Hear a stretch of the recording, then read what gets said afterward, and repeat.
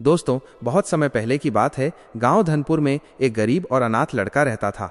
उसका नाम राजू था। माता पिता की मृत्यु के बाद राजू के पास न कोई घर था न कोई सहारा। वह छोटे मोटे काम करके किसी तरह अपना पेट भरता। कभी वो किसी के खेत से घास काटता तो कभी किसी की भैंस चराता। लोग उसे काम के बदले खाने के लिए कुछ रोटियां दे देते और यही उसका गुजारा था। रात को वो गांव के पुराने मंदिर के बाहर सो जाता। ठंडी हवा में सिकुड़ते हुए वो आसमान के तारों को देखता और सोचता, क्या मेरी जिंदगी कभी बदलेगी। एक दिन गांव के लोगों के ताने सुनते सुनते राजू ने ठान लिया कि अब वो यहाँ नहीं रहेगा। उसने सोचा, अगर किस्मत बदलनी है तो मुझे अपने गांव से बाहर जाना होगा। उसी रात वो गांव के छोटे से रेलवे स्टेशन पहुंचा। जेब में एक पैसा नहीं था, लेकिन दिल में बड़े सपने थे। वो बिना टिकट मालगाड़ी में छिपकर शहर की ओर चल पड़ा।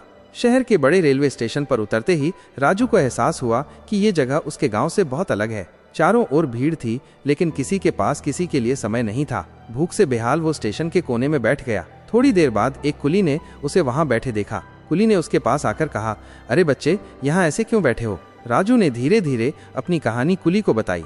कुली ने उसे सहानुभूति भरी नजरों से देखा और कहा, बेटा, इस शहर में कोई तुम्हें मुफ्त में कुछ नहीं देगा। अगर जीना है तो मेहनत करनी होगी। दुनिया में मेहनत करने वालों की ही कद्र होती है।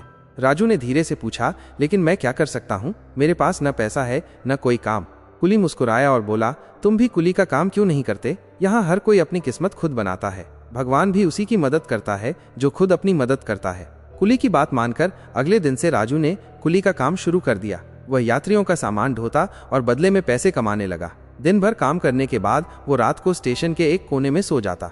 ठंड और भूख अब भी थी, लेकिन उसके हौसले मजबूत थे। एक दिन एक ट्रेन से एक व्यापारी उतरा। वह सफेद धोती कुर्ता पहने हुए एक सम्मानित व्यक्ति लग रहा था। राजू ने दौड़कर उसके पास जाकर कहा, साहब, आपका सामान उठाऊं? व्यापारी ने उसे देखा और कहा, तुम बहुत छोटे हो, ये काम क्यों करते हो? तुम्हारी उम्र तो खेलने कूदने की है।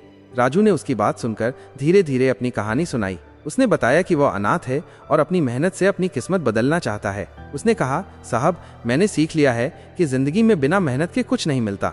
व्यापारी, जिसका नाम रामदयाल था, उसकी बातों और हिम्मत से प्रभावित हुए। उन्होंने कहा, बेटा, मैं तुम्हारी मेहनत और लगन की सराहना करता हूँ। मेरा पास में एक कपड़ों का गोदाम है। अगर तुम काम करना चाहते हो तो मेरे साथ चलो। मैं तुम्हें अच्छा काम और पैसा दूंगा। व्यापारी की बात सुनकर राजू की आंखों में खुशी के आंसू थे। उसने हाथ जोड़कर कहा, साहब, आपने मेरी जिंदगी बदल दी। रामदयाल मुस्कुराए और बोले, ये तुम्हारी मेहनत का फल है बेटा। हो सकता है भगवान ने मुझे तुम्हारी मदद के लिए भेजा है।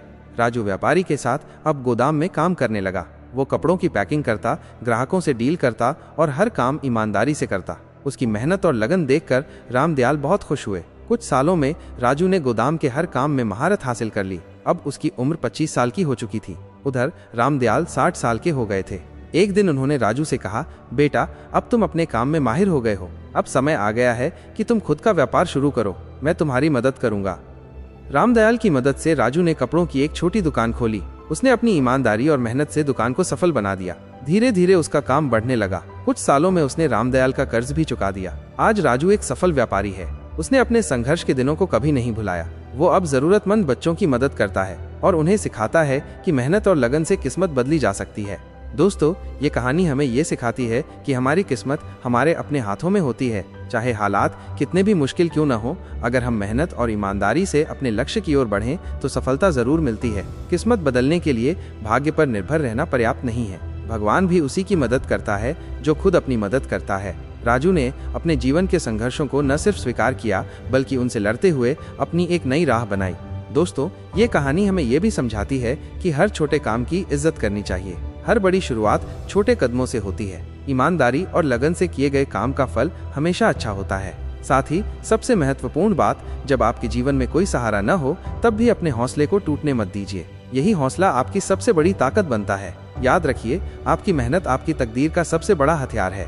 दोस्तों, अगर ये कहानी आपको प्रेरणा देती है तो इसे लाइक और शेयर करना न भूलें। साथ ही अपनी राय हमें कमेंट्स में जरूर बताएं और ऐसी ही और प्रेरणादायक कहानियों के लिए हमारे